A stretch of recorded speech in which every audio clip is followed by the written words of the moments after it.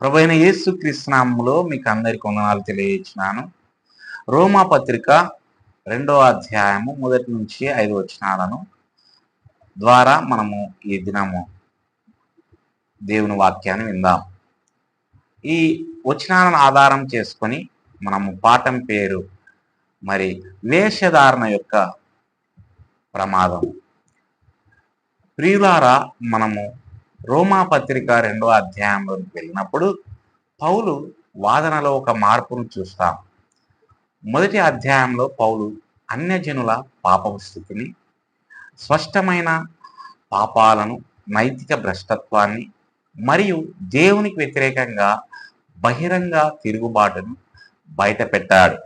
కానీ ఇప్పుడు 2వ అధ్యాయంలో పౌలు తన దృష్టిని మరొక సమూహం వైపు మళ్లిస్తున్నాడు. నైతికంగా నీతిమంతులుగా, భక్తిపరులుగా మరియు గౌరవనీయులుగా కనిపించే వారి వైపు. వీరు మొదటి అధ్యాయంలో వర్ణించబడిన పాపాలను చూసి అది నేను కాదు అని అంటారు. అయినప్పటికీ వారు కూడా దేవుని ముందు దోషులేనని పౌలు చూపిస్తున్నాడు. ఈ వాక్య భాగం వేషధారణ యొక్క ప్రమాదాన్ని, అదే పాపాలు చేస్తూ ఇతరులను తీర్పు తీర్చే పాపాన్ని బయట పెడుతుంది. ఇందులో 4 ప్రధాన అంశాలను మనం గమనించవచ్చు. ప్రతి ప్రధాన అంశంలో ఉప అంశాలను కూడా మనం గమనించవచ్చు. మొదటి ప్రధాన అంశము నీతిమంతుణ్ణి క్షమించరాని స్థితి. రోమా పత్రిక 2:1.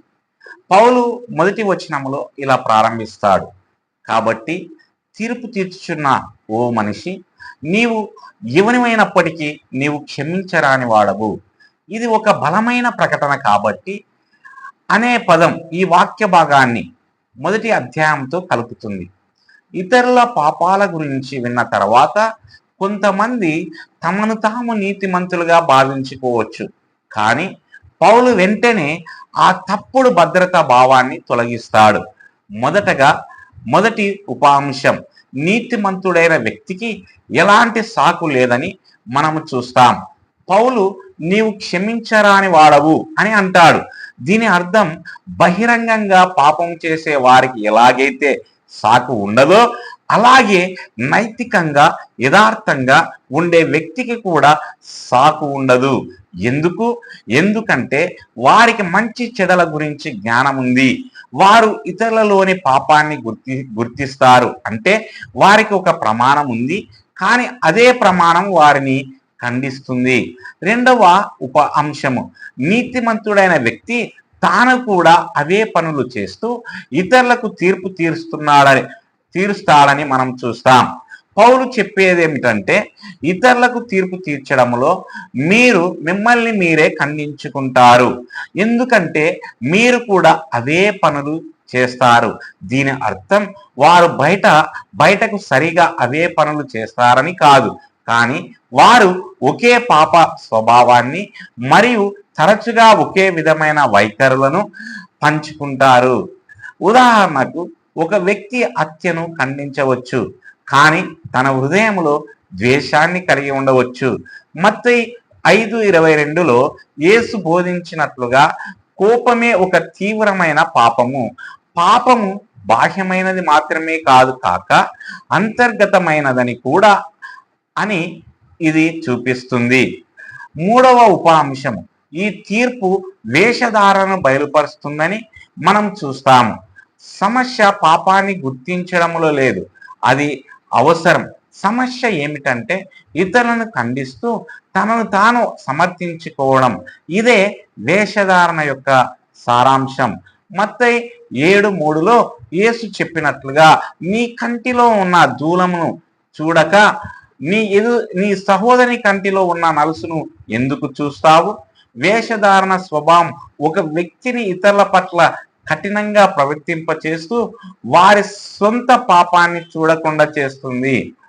2వ ప్రధాన అంశం, దేవుని నీతిగల తీర్పు యొక్క నిశ్చయత. రోమా 2:2-3 వచనాలు.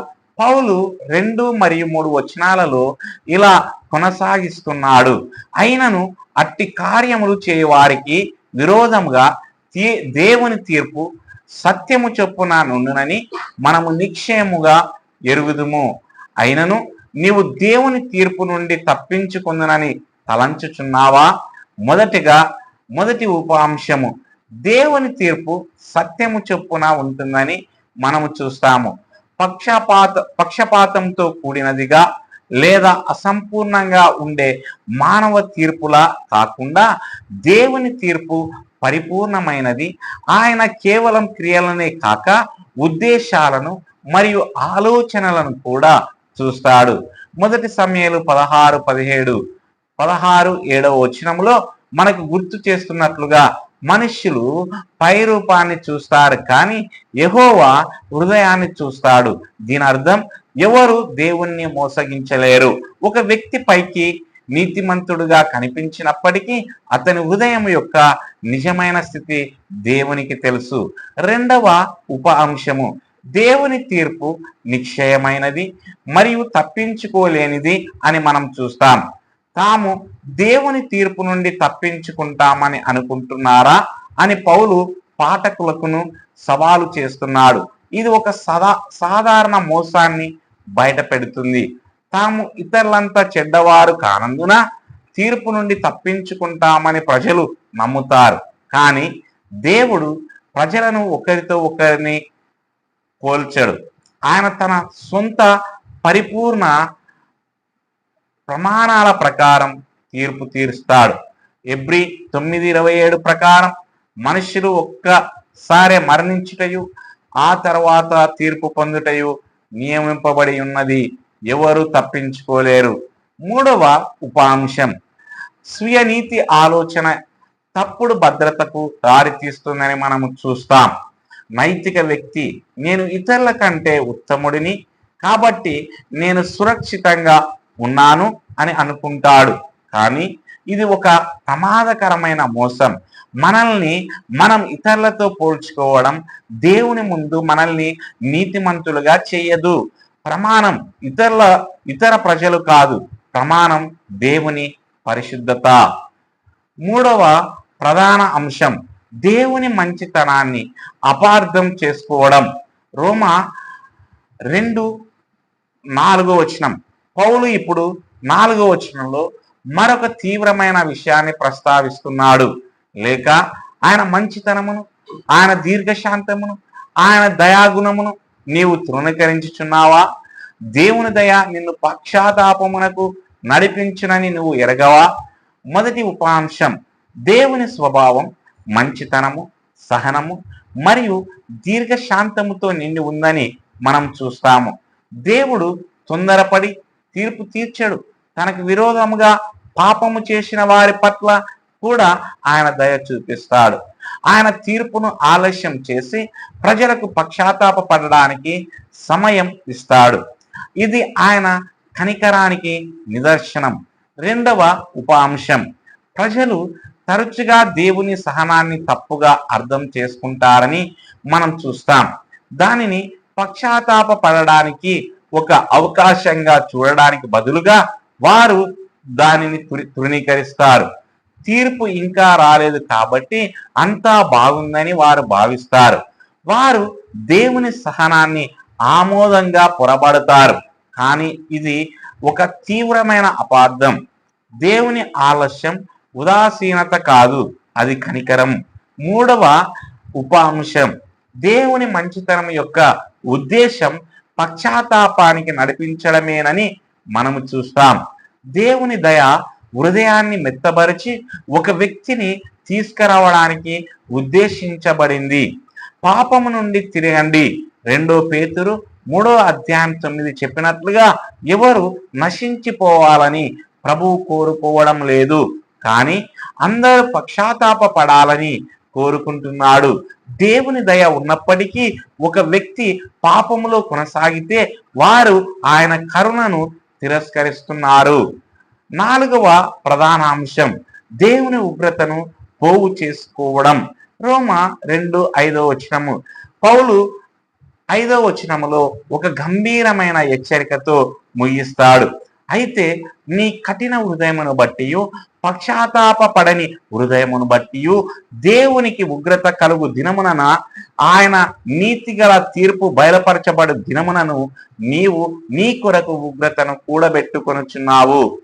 మొదటి ఉపాంశం, నిరంతరం పాపం కఠినమైన మరియు పశ్చాత్తాప పడని హృదయాన్ని బయట పెడుతుందని మనము చూస్తాం. ఒక వ్యక్తి పదే పదే దేవుని సత్యాన్ని విస్మరించి పశ్చాత్తాప పడడానికి నిరాకరించినప్పుడు వారి హృదయం కఠినంగా మారుతుంది. వారు దోషారోపణకు తక్కువ సున్నితంగా ఉంటారు. ఇది ఒక ప్రమాదకరమైన పరిస్థితి, ఎందుకంటే ఇది దేవుని నుండి మరింత దూరం చేస్తుంది. రెండవ ఉపాంశం, అటువంటి వ్యక్తి తమ కోసం ఉగ్రతను కూడబెట్టుకుంటున్నారని మనం చూస్తాం. పౌలు సంపదను కూడబెట్టుకునే ఉపమానాన్ని ఉపయోగిస్తున్నాడు. కానీ వారు దీవెనలను నిల్వ చేసుకోవడానికి బదులుగా తీర్పును నిల్వ చేసుకుంటున్నారు. పశ్చాత్తాప పడని ప్రతి పాప కార్యం వారు ఎదుర్కోబోయే తీర్పును పెంచుతుంది. ఇది మనల్ని ఆలోచింపజేసే వాస్తవం. మూడవ ఉపాంశం, భవిష్యత్తులో తీర్పు దినం ఉందని మనము చూస్తాం. పౌలు దానిని కోపదినం అని సూచిస్తున్నాడు. ఇది అంతిమ తీర్పు. అప్పుడు దేవుని నీతి పూర్తిగా బయలుపరచబడుతుంది. ఆ రోజున ప్రతి వ్యక్తి దేవుని ముందు నిలవబడి లెక్క అప్పగించాలి. అక్కడ సాకులు, పోలికలు మరియు తప్పించుకోవడానికి మార్గం ఉండదు. ముగింపు, ప్రియులారా, ఈ వాక్య భాగం వేషధారణకు మరియు స్వీయ నీతికి వ్యతిరేకంగా ఒక బలమైన హెచ్చరిక. స్పష్టమైన పాపాలను నివారించడం లేదా పైకి నైతికంగా కనిపించడం సరిపోదని ఇది మనకు చూపిస్తుంది. దేవుడు హృదయాన్ని చూస్తాడు. ఇతరులను తీర్పు తీర్చడం మనల్ని నీతిమంతులుగా చేయదు. దేవుని దయను విస్మరించడం మనల్ని సురక్షితంగా ఉంచదు. మరియు పశ్చాత్తాపాన్ని ఆలస్యం చేయడం తీర్పును మాత్రమే పెంచుతుంది. ఇప్పుడు మనల్ని పరీక్షించుకోవాలి. మన సొంత పాపాలను విస్మరిస్తూ ఇతరులను తీర్పు తీర్చడానికి మనం తొందరపడుచున్నామా? మనం దేవుని కృప మీద కాకుండా మన నైతికత మీద నమ్మకం ఉంచుతున్నామా? పాపములో కొనసాగడం ద్వారా మనం దేవుని సహవాసాన్ని దుర్వినియోగం చేస్తున్నామా? దేవుని పట్ల మన హృదయం మృదువుగా ఉందా లేక కఠినమైపోతుందా? బహిరంగంగా పాపము చేసే వారైనా, పైకి నైతికంగా కనిపించే వారెవరైనా, ప్రజలందరూ దేవుని ముందు అపరాధులేనని ఈ వాక్య భాగం మనకు గుర్తు చేస్తుంది. మరియు ఇది మనల్ని సువార్త కోసం సిద్ధం చేస్తుంది. ఎందుకంటే మనలో లోపించిన సువార్తను మాత్రమే అందించగలదు. సమయం ఉండగానే మనల్ని మనం తగ్గించుకుందాం, మనస్ఫూర్తిగా పశ్చాత్తాప పడుదాం మరియు దేవుని దయను కోరుకుందాం. దేవుడు ఈ మాటలను దీవించునుగాక. ఆమేన్.